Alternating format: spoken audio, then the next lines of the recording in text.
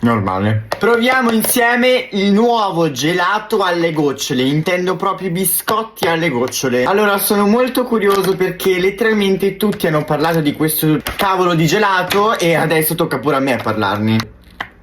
Pazzesco. Allora, qui ci sono delle mini gocciole che... Oh mio Dio, che figatona! Prima proviamo le gocciolone. Sono biscotti, ecco. Poi proviamo il gelato. Vediamo il gelato insieme alle gocciole. Veramente una cosa innovativa. Voto 7. Mi sono accorto ora che sotto è un altro stato di biscotti. Quindi il voto cambia, voto 9.